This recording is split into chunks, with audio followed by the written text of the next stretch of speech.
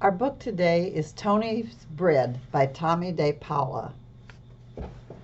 Once, a long time ago, in a small village outside the grand city of Milano, there lived a baker named Antonio, but everyone called him Tony.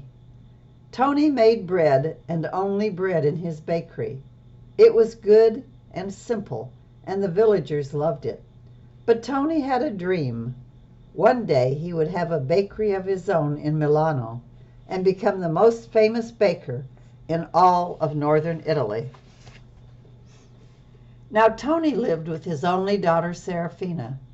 He was a widower, and he had raised Serafina from the time she was a little girl, and how he had spoiled her. Antonio treats Serafina like una principessa, a princess, said Zia Clotilda. The finest clothes, the finest jewelry, anything her heart desires, said Zia Caterina. She never has to lift a finger. All she does is sit, looking out the window, eating sweets. Now that she is old enough to marry, Tony thinks that no one is good enough for his Serafina. The three sisters whispered to each other. That was true. Tony did think that no man was worthy of his darling daughter. He would not even talk to the young men in the village who wanted to date her. So poor Serafina would sit at the window behind the curtains, eating her sweets and crying. One day, Angelo, a wealthy nobleman from Milano, was passing through the village. As he went by Tony's house, the wind blew the curtains away from the window, and there sat Serafina.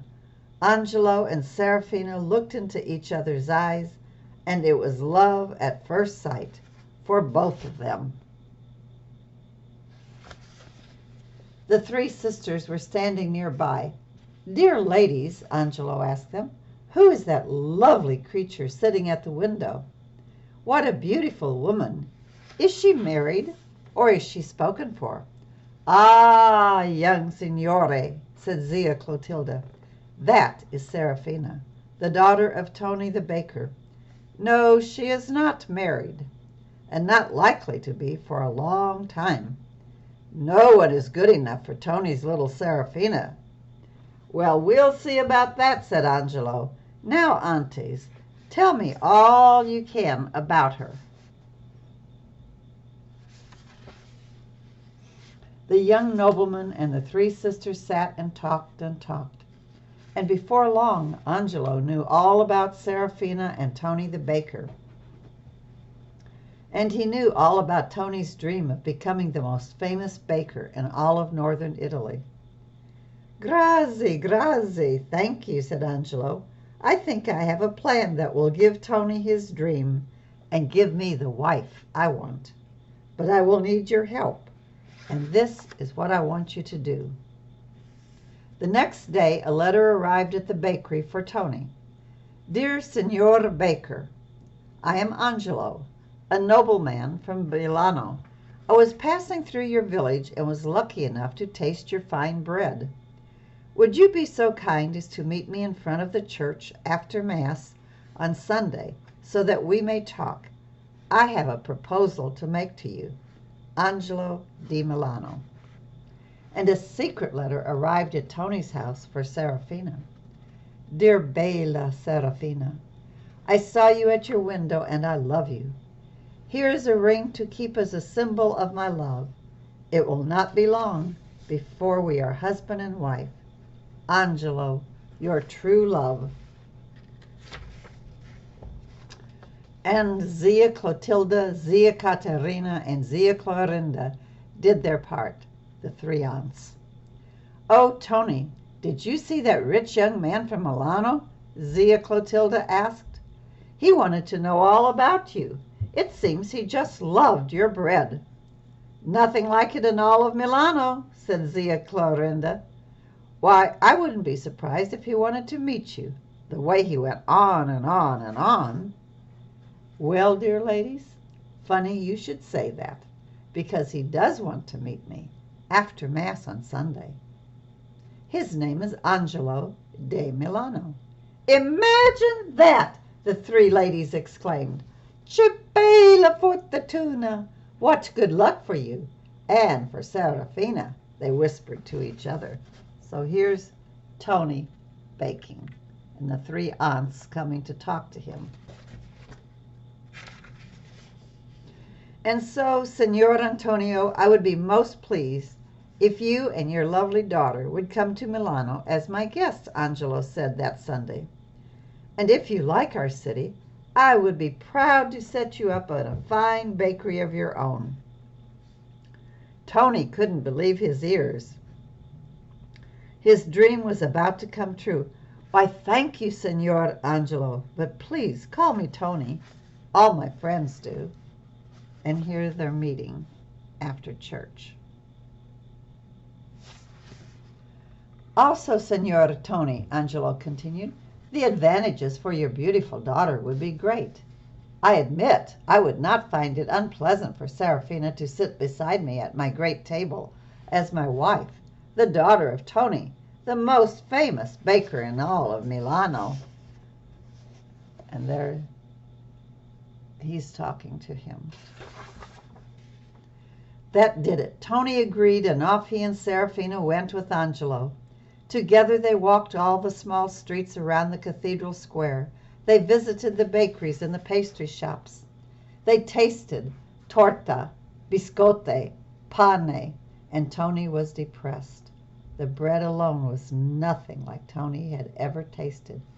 Bread made from the finest white flour, bread shaped like pinwheels, bread with seeds of all sorts scattered over the top.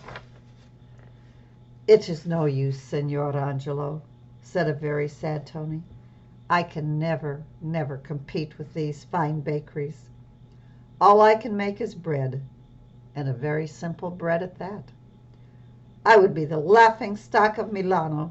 No, it is better if Serafina and I just go home." "No, never!" Angelo shouted.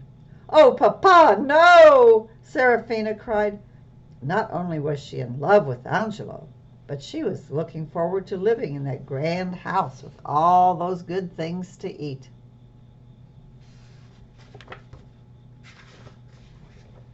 "Well, if only you could make bread that tasted as good and sweet as this candied fruit and these raisins," Serafina said. "Or," Angelo said, getting an idea, "as rich and sweet as a cup of punch made from milk and eggs and honey." "Milk, eggs, honey," Tony said, thinking out loud. "Candied fruit," Serafina said. "Raisins," Angelo chimed in. That's it," they all three chimed. "I shall make the richest, the lightest, the most wonderful bread anyone has ever tasted, out of the whitest flour, the biggest eggs, the creamiest milk, the sweetest candied fruit, and the plumpest raisins," Tony shouted. "Oh, Papa, Papa!" Serafina cried, kissing her father. "Servants, servants!" Angelo called, and he sent them off to buy all the fine ingredients that Tony would need. The next morning, Tony, Serafina, and all the supplies headed back to the village, and Tony began to work. Day after day he experimented until he mixed the lightest, richest dough with as many raisins and as much candied fruit as he could put into it. Now he was ready to bake. He sent word to Angelo in Milano that he should come to the bakery the next afternoon. Then he set out the dough in large bowls and went to bed. As Tony slept, the dough began to rise and rise and rise. The next morning he filled every pan in his shop. One piece of dough was left over, so he threw it in a flower pot and baked it too. When Angelo arrived, the bread was just coming out of the oven. Everyone held his breath and waited while Tony cut a slice of his new bread. Angelo tasted it. Serafina tasted it. Tony tasted it. Zia Clotilda, Zia Caterina, Zia Corinda all tasted it. That's it, they shouted. "I'll take these loaves back to Milano to see what my friends say," Angelo said, and off he went. In just a few days, a letter and a large cart filled with ingredients arrived in the village. "Dear Tony, Here are more supplies. Make as much bread as you can and send it to me. Then, when I send for you, I promise you will enter Milano with flags flying, and Serafina will be mine. Your future son-in-law, Angelo. Oh, please bake all the loaves in flower pots. My friends like the shape of that loaf the best. Just before Christmas, Angelo sent for Tony and Serafina, and sure enough, when their coach entered Milano, crowds were cheering and flags were flying. Benvenuto, Tonio! Welcome, Tony, the crowds cheered. The bishop and the mayor were there to greet Tony and Serafina. And, said the mayor, Milano is happy to have you here, so we may always have enough of your wonderful bread.